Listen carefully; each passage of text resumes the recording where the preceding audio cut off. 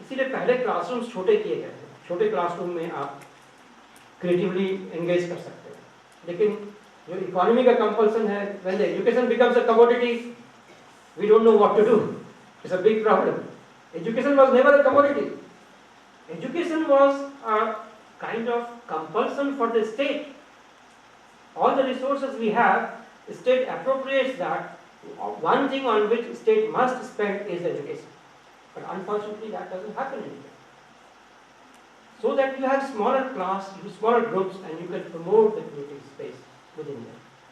That is where I think I will stop. I will ask for questions. The paper that you have been given, write your name, your email ID on that and submit that to me. What I request, this creative theory group invites your issues and your opinion on that. So what I suggest is, write 3 major problems that you think the world is facing today. 3 major problems that you think the world is facing today, and it would be good if you suggest 3 possible solutions to the problem also. We are collecting this data for our own benefit, and you can always communicate with us if you have some innovative idea. Because the innovation also requires nurturing. Ideas have to be nurtured. So please write 3 major problems, 3 major solutions that you think of the problem according to you.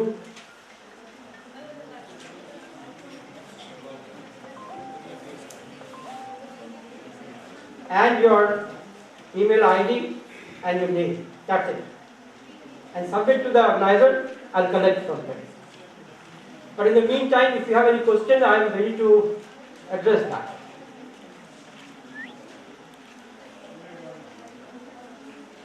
Or you want to take over, and then if there are questions, I can come back on this. Right?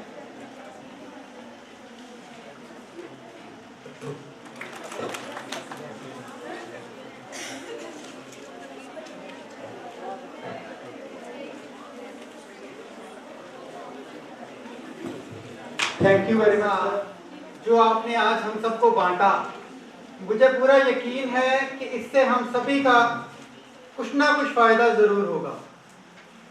जब हम लोगों ने ये workshop organise करने की सोची, तो मैंने भी ये एक अपने फेसबुक पे शेयर किया, और मेरा एक मित्र है जिसके साथ मेरी बहुत एसोसिएशन है, और क्रिएटिविटी का उसके साथ उसने बहुत ज़्यादा काम किया है। मैंने तो उसी से सुना है क्रिएटिविटी के बारे में, मैथमेटिकल क्रिएटिविटी पे उसने काम किया है। और उसने मुझे ये पूछा कि ये डॉक्टर मनेंद्र जो हैं, ये साइकोलॉजी डिपार्टमेंट से हैं या एजुकेशन से हैं?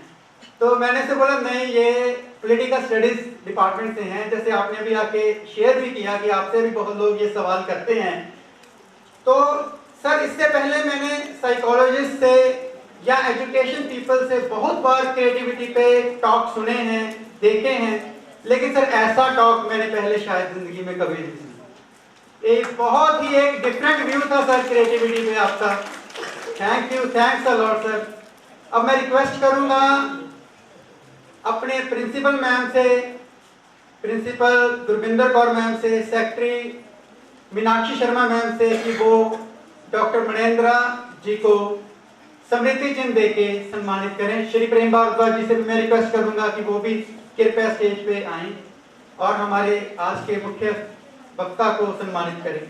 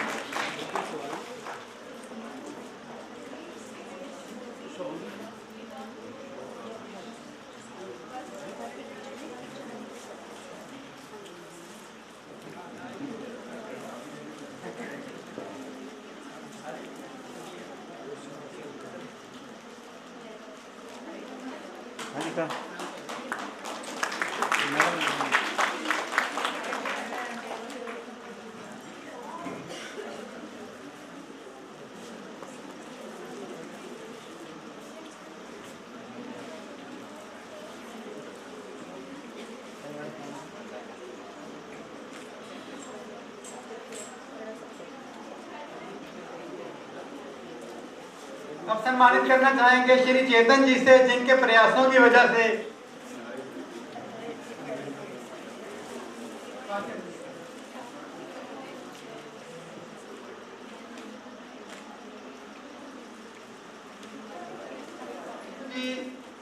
कुछ शब्दों में क्रिएटिविटी के बारे में और डॉक्टर साहब के बारे में बात करेंगे। Shri Chetan ji. Thank you very much.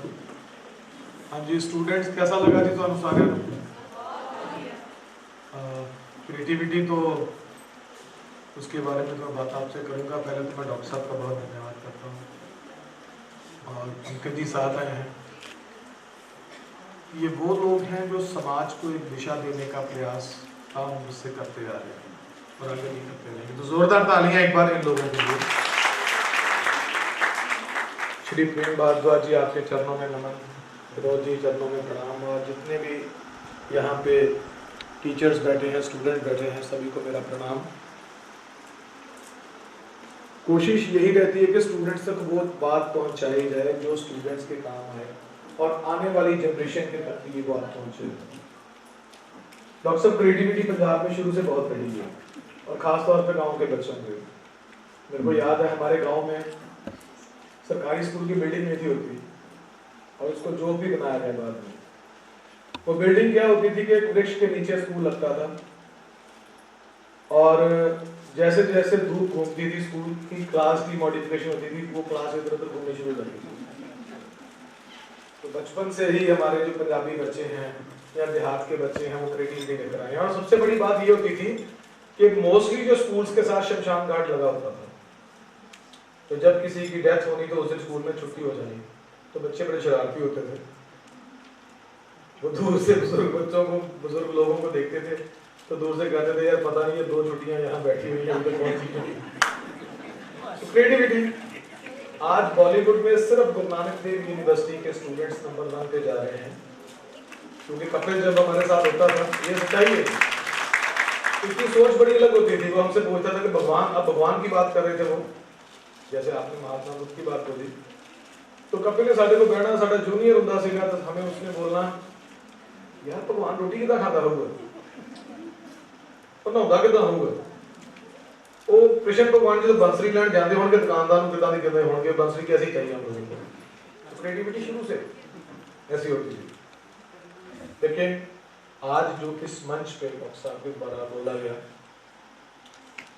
Doctor साहब ये सच्चाई है कि टाउन एरिया में इस तरह के प्रयास शुरू से ही, चाहे वो किसी भी तरह का विषय हो, आर्य समाज शुरू से करता है। और मैं बधाई देता हूँ प्रेम भारद्वाज जी को, विनोद जी को और इनके पूरे स्टाफ को, विद्यार्थियों को। आज वो बात यहाँ पर बोली गई जो आईएएस एकेडमी में जो प्रिपरेशन करने आते स्टूडेंट्स हैं या जो आईएएस बनते हैं उनकी ट्रेनिंग के दौरान ये बातें की जाती हैं। Very thankful to you. और स्टूडेंट से मैं एक ही क्वेश्चन करूँगा कि दिल खोल के आप डॉक्टर साहब को अपने क्वेश्चन कर सकते हैं, क्योंकि डॉक्टर साहब दोबारा आएंगे मंच पे। बेझिझक पहले तो हाथ खड़े करो, मेरे को ये पता चले कि कितने बच्चे क्वेश्चन करना चाहते हैं। शर्माना बिल्कुल नहीं है। जो लोग, मेरे को 5 से 7 ऐसे स्टूडेंट्स मिल जाएं या टीचर्स मिल जाएं जो क्वेश्चन करें, वो क्वेश्चन जो उनकी होने वाली क्रिएटिविटी के साथ जुड़ता है। फॉर एग्जाम्पल हमारे पंजाब में ना सास बहू के रिश्ते के बारे में बहुत कुछ बोला जाता है। एक लड़की थी, उसकी सास से नहीं थी बनती, वो अपनी माँ को बोली आके, माँ मेरी सास के साथ मेरी बिल्कुल नहीं बनती। हमारे लोकगीतों में माँ और बेटी का रिश्ता जो सहेलियों की तरह होता है।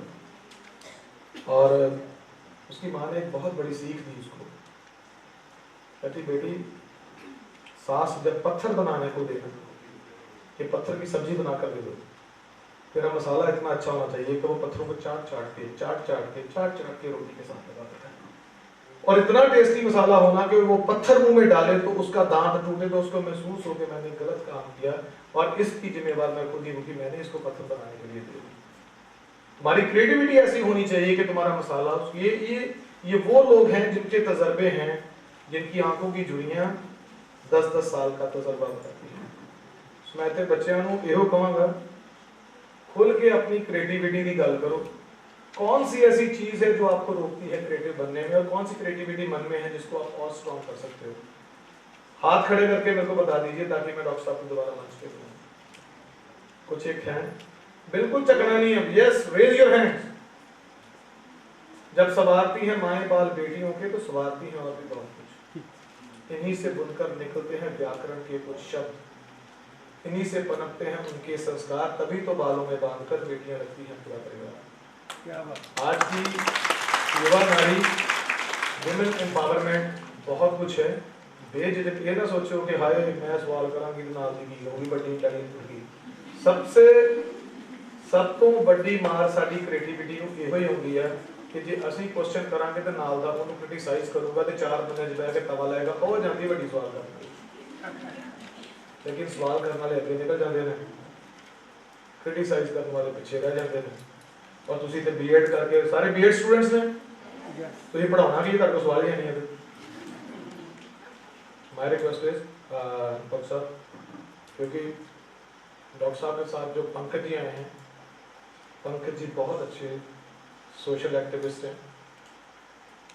अन्ना जी के साथ, और अन्ना जी के लेवल के और जो बड़ी शख्सियत हैं उनके साथ इनके कुछ ना कुछ काम ऐसे चलते रहते हैं जो समाज को एक अच्छी डायरेक्शन में लेके जाते हैं। उनके बारे में फिर कभी आपसे बात करेंगे। मैं गुजारिश करूंगा डॉक्टर ठाकुर को कि प्लीज वो मंच पे आए। कुछ एक स्टूडेंट के सवाल हैं क्रिएटिविटी के बारे में, वो क्वेश्चन करें, not more than 5 students because time. मुझे लगता है सवालों का पूछना सबसे बड़ा क्रिएटिव काम है। एक मैं वाक़या सुनाऊँ। मेरा एक स्टूडेंट था, जब पहली बार जेईई में पढ़ाने गया, मैं गेस्ट प्रोफेसर में पढ़ाया गया, वो स्टूडेंट बहुत सवाल पूछता था। मैं सब सवालों का जवाब ठीक से देता था उसको। फिर एक दिन उसने मुझे आगे कहा, सर मैं आपसे कुछ बात करना चाहता हूँ, सही है? तो मैं बहुत परेशान हूँ, मैं इतना सवाल पूछता हूँ, लोग मुझसे कहते हैं कि तुम्हारा दिमाग खराब हो गया, इतना सवाल पूछते रहते हो। लेकिन मेरी परेशानी ये है कि मेरे दिमाग में सवाल बहुत आ रहे हैं, और लोग मुझसे कह रहे हैं कि तुम मेंटल बीमारी में जा रहे हो, तुमको कुछ करना चाहिए। तो मैंने उससे कहा कि नहीं, सवाल का आना और सवाल का पूछना ये ह्यूमन माइंड की सबसे बड़ी खासियत है। आप सिर्फ इतना करो, यदि आपको लगता है कि उस ग्रुप में सवाल पूछना मुश्किल है तो अकेले में पूछो, और उससे भी ज़्यादा दिक्कत हो, मेरे पास भी टाइम नहीं हो, उन सवालों को एक अच्छी सी कॉपी बना के लिखते रहो। काफ़ी दिनों के बाद एक लड़के ने मेरे दरवाजे पर नॉक किया, तो मैंने उसे अंदर बुलाया। चेहरा मुझे जाना पहचाना, 10 साल हो गए थे और मैंने बहुत कम क्लास उसमें लिए थे, तो बहुत ज़्यादा याद नहीं था उसका।